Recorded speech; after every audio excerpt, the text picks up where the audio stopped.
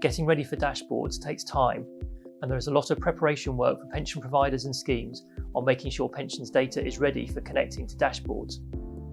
I've been really encouraged by the continued support across industry to make dashboards happen, and by the work that is still going on to prepare for dashboards. Industry preparation is very much what this discussion is all about. I have alongside me Maurice Titley, who co-chairs the PASA Dashboard Working Group and has agreed to talk to me about PASA's latest guidance, which they have produced to support pension scheme trustees and managers in developing their approach to matching. Yeah, thank you, Chris. Thanks for having me. So, yes, I'm Maurice Titley. I'm co-chair of the PASA Dashboards Working Group. So, yeah, matching. Why is matching such a difficult thing to look at? So, the background to matching is simply that there is no central database behind the pensions dashboards ecosystem. And for that reason, there is this concept of a pension finder service. So when a user searches for their pensions, the personal details of that user get sent out to every UK pension scheme that's connected, and it needs to be matched with the records that are held by that scheme. Some of that finder request consists of verified data, and some consists of data the user might have volunteered. We don't know how much users are going to volunteer, and the challenge for schemes, trustees and scheme managers is to actually work out how they are going to compare those two sets of data and what match criteria they will use to say, yes, this definitely is our member. I'm going to show this member the pension values that they have in our scheme, or possibly where they're going to look at it and actually decide that it might be their member, but they're actually going to go down a process we'll probably talk about later, which is the possible match process. We decided it was really important as PASA to provide some guidance to scheme trustees and administrators here. It is the responsibility of the trustees and scheme managers to actually set the match criteria. And we produced our first guidance in December of 2021. And this guidance looked at the most popular criteria that we thought the industry were going to go for. And we surveyed the industry and decided NI number, surname and date of birth was the most popular criteria there. But it also looked at how that could be extended. PASA's latest guidance looks at matching without a national insurance number. Can you say why that is on your radar and how the guidance can help pension providers? Yeah, absolutely, Chris. So I think this is a really important issue. National insurance number is one of those data items that is not going to be mandatory, as you've said, and it's not going to be verified when it's entered by users. So it could be slightly mistyped, it might not be provided at all.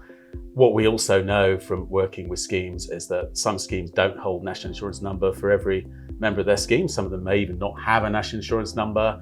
Other schemes might hold a temporary national insurance number from when the individual was enrolled at that point in time. That individual may now have left the scheme, and there's very little options to actually get hold of what the correct national insurance number is for some of these schemes. So we can't rely on it being there. So it's really important to have additional criteria that the scheme can fall back on in matching that don't include national insurance number. And that's precisely what our additional guidance section is covering. So how does your guidance suggest you deal with this? Do you have some examples? Yeah, absolutely, Chris. So I think the important thing is to have multiple match criteria.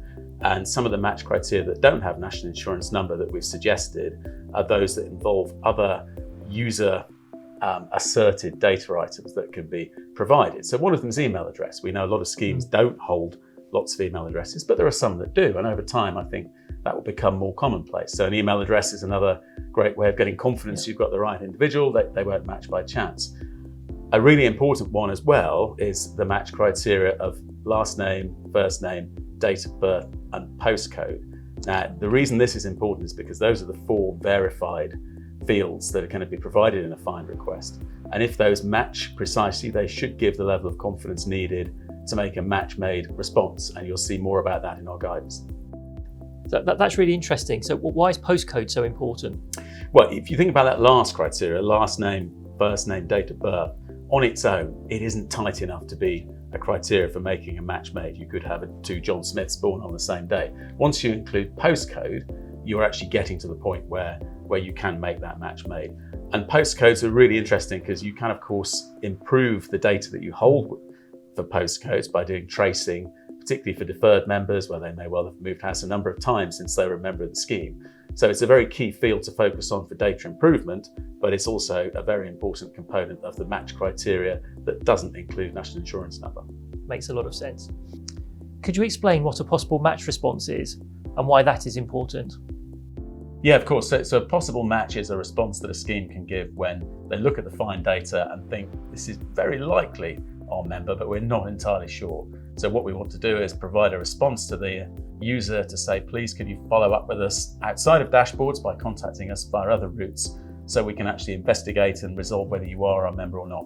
They're absolutely key, I think, to dashboards and the success of dashboards, that they're a safety net.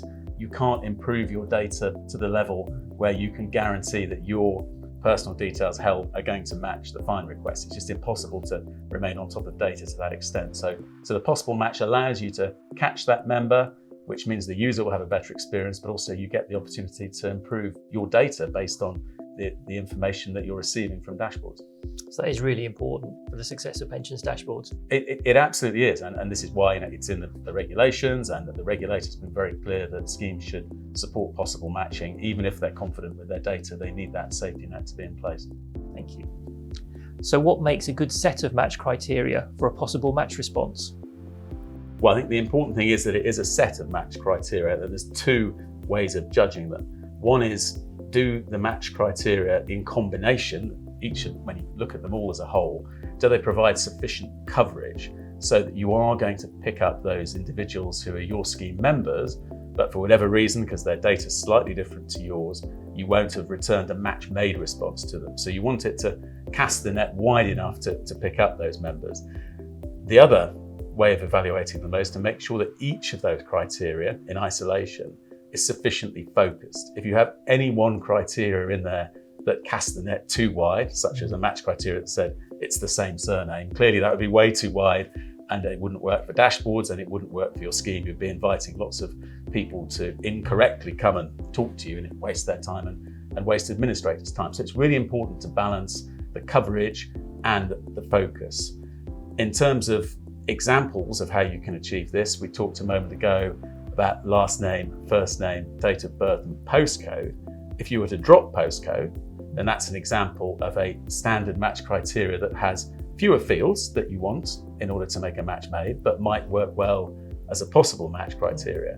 The other type of possible match criteria is to use what's called a fuzzy field comparison. So if you were to go back to the original PASA criteria of surname, date of birth, national insurance number, if you were to say, we're going to call that a match if the surname is slightly different, a couple of characters out, but it clearly looks like a typo, then that's an example of a fuzzy comparison. And again, using that for a possible match can give you the opportunity to resolve that data discrepancy, but also make sure you capture that member. Okay, so there are choices that can be made here. There are definitely choices that can be made here, and I think schemes should talk to their ISP, have a look what the ISPs support in terms of fuzzy matching and possible match criteria. But it is an area where I think there is almost the most choice to be made in some respects, and getting that right, and also being able to change it when you have the experience of dashboards being used at volume. You need to be able to change it probably quite quickly, because we'll find out how much data users actually give us. No, thank you, that's really helpful. Now I know that administrators and providers are a little bit worried about the operational overhead involved in all of this. So how can they deal with this situation when dashboards do go live? Well, I think the first thing I'd say is the work they can be doing now. They can start looking at their personal details that they hold. They can analyse those. They can carry out some tracing work to understand how up to date the data is, whether there's typos that exist in some of the key data. And in doing that, they can obviously improve their data and get it to a better place. What you can also do from that, though, is you can create some estimates as to how many possible matches you think you're going to get out of your membership, and think, well, okay, over time, how many people do we think are going to use the dashboard? There are studies that are reported on PDB sites and in other places where you can get a feel for how much potential use there might be, and hence how busy your administration team might be if they're handling that level of possible matches. What you can then do as a scheme is get to the point where your data is fully ready for dashboards and work with your ISP to test out what that possible match process will look like. You don't have to connect in to do that. You should be able to test out what those steps look like and gain some confidence as to how you're going to be able to handle that process and build on that process as a pension scheme administrator. Yeah, that's good. So it sounds like there's a lot you can be doing to get ahead of the game right now. There is an awful lot you can be doing to get ahead of the game, absolutely. What does the guidance say about directing savers in the event of a possible match and the resolution process involved? Yeah, so the first thing the guidance says is that there is a pension reference that can be provided as part of the possible match response. And this pension reference will be available to the user if the user is going to be directed to make a phone call, or it could be embedded within a link if the user is directed to a portal or website. Now, another important point we make in the guidance is that this is all happening outside of the pensions dashboards ecosystem. So it's really important that administrators put the individual through their own verification process, which might be the way they do things at the moment, or something that's slightly amended, to make sure they understand who this individual is. Once they understand the individual is who they say they are, then the question is, are they the individual who's actually the scheme member? And they can use the information from the pension reference to have a look at how the possible match response was given, which of the criteria were actually biting, if you like, and making that response, whether there was any fuzzy comparison going on between two fields. And then they can conclude, is this my member or not? What they then do at the end of that process, there's a number of options, and we are going to be giving some further advice as this area evolves over the next few months in terms of the different options available and which ones we would recommend in which circumstances. But that's the resolution process in a nutshell. Brilliant. Thank you very much. I think that brings us to the end of the questions. So thank you very much for your time, and thank you to the PASA working group for the excellent work that's gone into this.